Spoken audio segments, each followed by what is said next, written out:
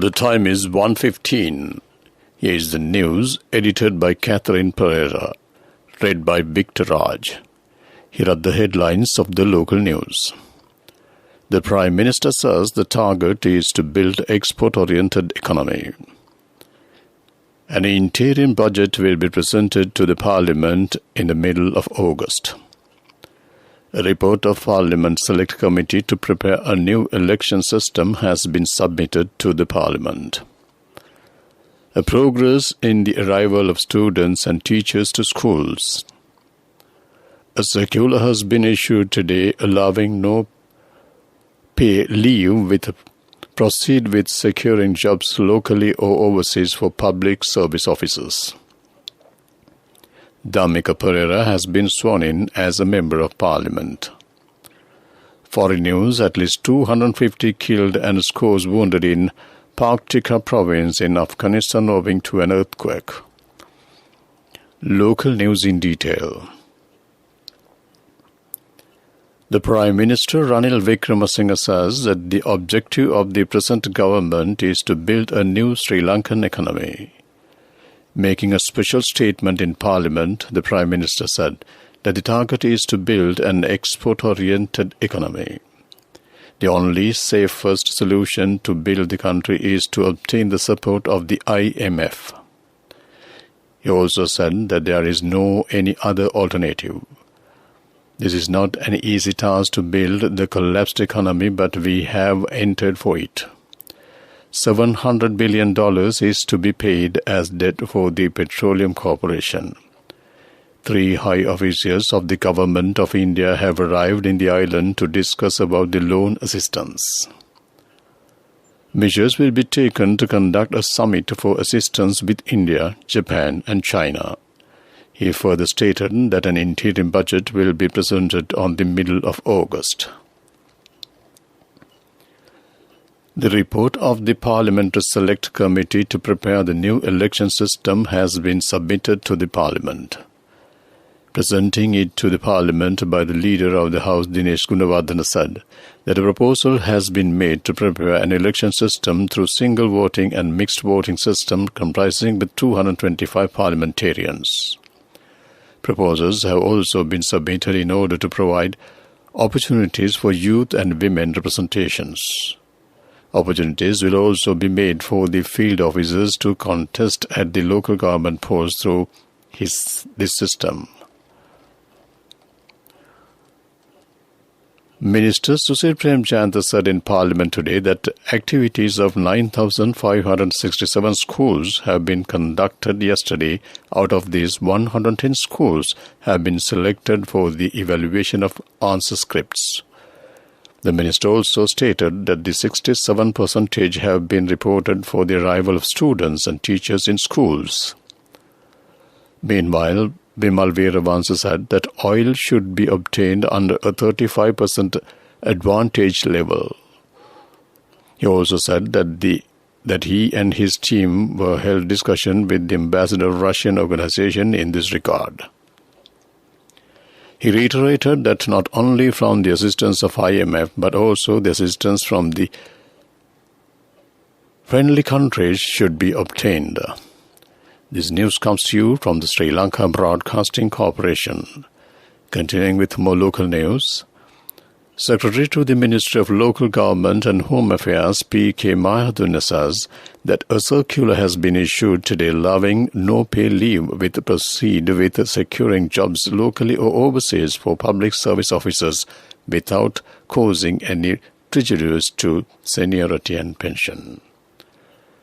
The circular was issued following the cabinet meeting held on Monday with the participation of Public Administration, Home Affairs, Provincial Councils and local government ministries. It has been decided to grant no pay leave for public service officers for them to be here or overseas under special provisions, deviating from the provisions existing in Establishments Code that allowed no pay leave. Accordingly, public service officers are able to obtain no pay leave for a total period of 5 years as the maximum period, so as to be able to make it applicable to to their seniority and pension. To engage in an employment in a foreign institution, the officer should obtain approval for no-pay leave to remain here or travel overseas using proper channels by submitting particulars of the jobs in which the officer expects to engage in a particular foreign country during the period of the availed no-pay leave and all other relevant details to the authority for getting their request for the said no-pay leave approved. Business magnate Dhammika Pereira took oath as a Member of Parliament before Speaker Mahinda Abhabewardene today. The parliamentary session commenced at 10 a.m. this morning. Mr. Pereira's name was proposed to the Elections Commission to fill the National List parliamentary seat vacated by the resignation of former Finance Minister Basil Rajapaksa. That ends local news. The main news story is brought to you by Siddhalepa Vedamahatmya. Labour and Foreign Employment Minister Manusha Nanaikar said that the minimum monthly wage of the employment of the private sector and state workers would be increased. He assured that the minimum wage of private sector employees and of state workers will be increased in line with the cost of living and necessary legislation will be tabled in Parliament. We need to increase the number of new industries that fit the world by inviting new investors and to create more jobs. Therefore, we need to change the rules and regulations to put in place a plan to improve the quality of jobs. That came to you on Main News Story. The main news story was brought to you by Siddhalepa Vedamahatmya. Moving on to Watchlight, the Urban Development Authority has decided to conduct a mobile service on district level to solve the problems of local government bodies, which are not addressed yet. The mobile service will be conducted from the 28th of this month till the 18th of August. That ends Watchlight. Moving on to world news, let's take a look at the headlines. At least 250 killed and scores wounded in Paktika province in Afghanistan owing to an earthquake. Hundreds of thousands evacuated as floods ravage southern China. North Korea convenes ruling party major military meeting. World news in detail. A powerful earthquake has killed at least 250 people and left scores injured in Afghanistan, a local official has told the BBC. Pictures showed on social media on stretchers, rubble and ruined homes in Paktika province.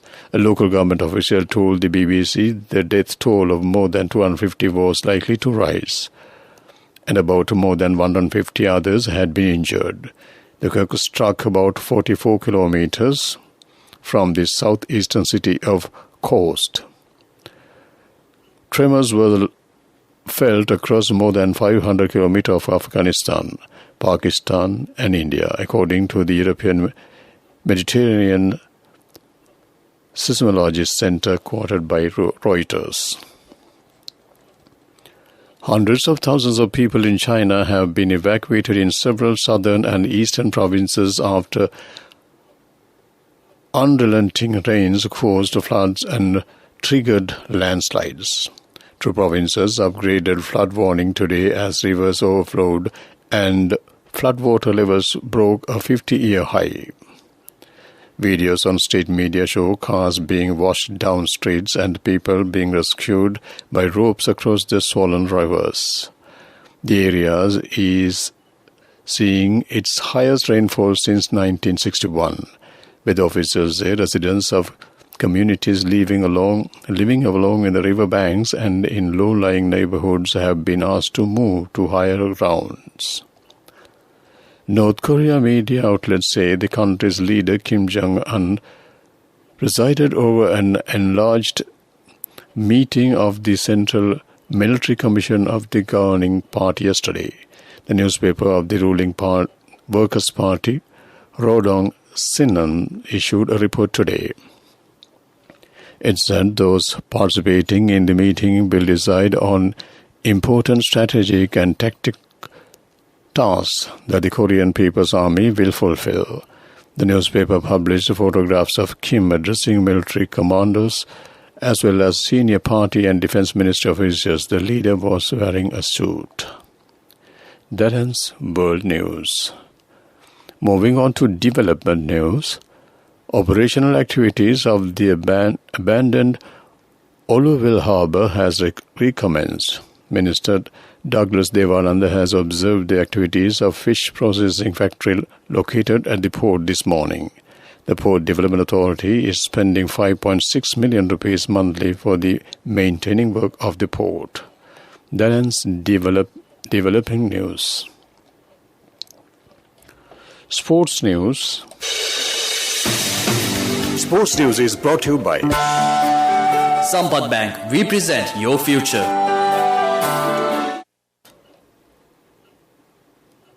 A series of T20 match between the visiting Indian women team and Sri Lanka A team will be played at a Dambulla playground tomorrow. The tournament is comprised with 3 matches. The second match is to be played on the 25th and third is on the 27th of this month. A one-day tournament will also be played between the two teams. The tournament is scheduled to be conducted on the 1st of next month in Pallekele. Meanwhile, today is the second day of the 4-day Test cricket match played between visiting Australia A team and Sri Lanka A team is being held at the Surya playground in Hambantota. Australian A team scored 105 runs for 4 wickets in their first innings. When the match is halted for lunch, Sri Lanka A team scored 330 runs for 9 wickets and declared. That ends sports news.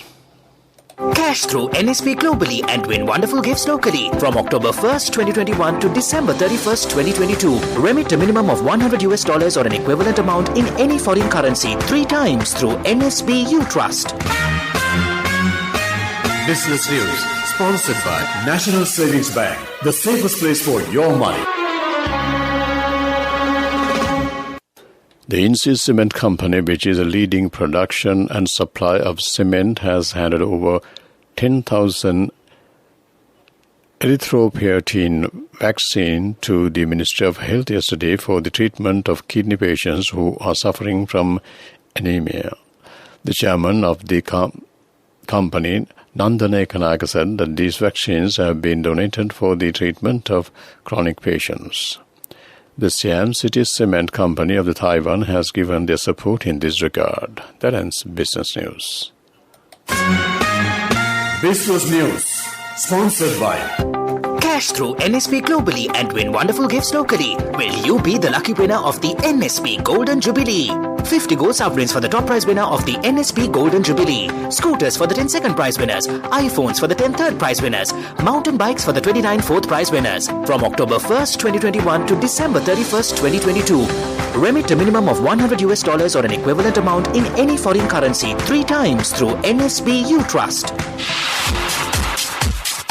Economic news, courtesy of... Saving money isn't easy when you have responsibility. That's why we promise to give you the best returns and guarantee on your investment. LOLC Finance Fixed Deposits. Maximize your savings. LOLC Finance PLC, incorporated on the 13th of December 2001, is rated SLA stable by ICRA Lanka Limited and is licensed by the Monetary Board of the Central Bank of Sri Lanka under the Finance Business Act number 42 of 2011.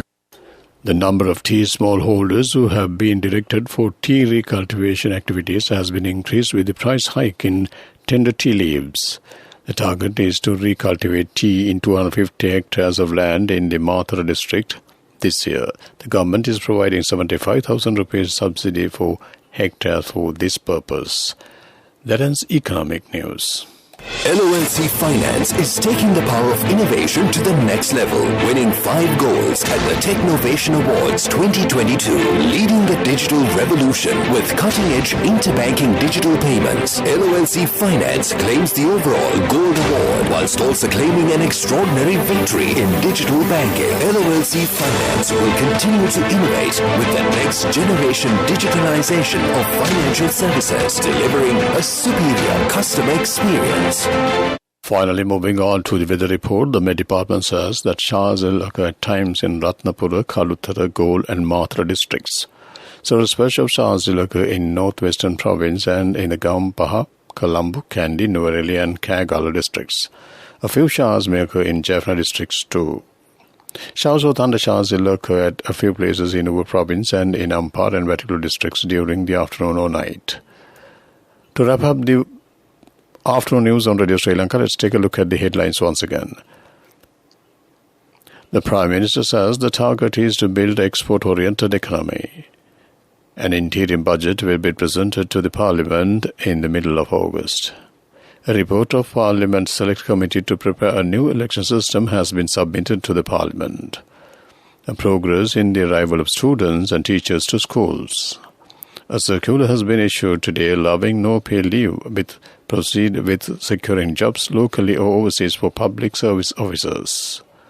Dhammika Perera has been sworn in as a Member of Parliament. Foreign news, at least 250 killed and scores wounded in Paktika province in Afghanistan owing to an earthquake. With that, we wrap up the afternoon news on Radio Sri Lanka.